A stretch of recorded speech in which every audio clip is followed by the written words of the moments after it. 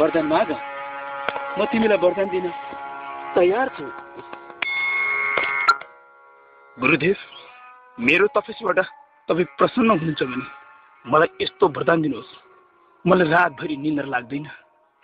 मलाई एउटा युवती दिनुहोस् यदि तपाईँ मलाई वरदान दिनुहुन्छ भने।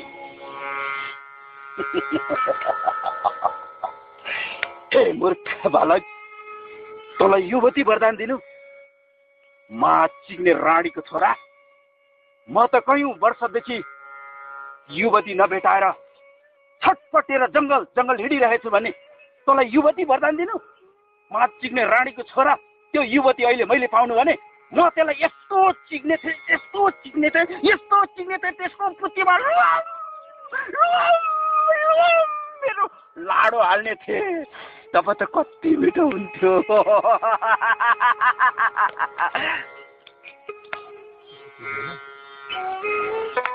त्यसैले अब मैले युवतीलाई त चिक्न पाइन।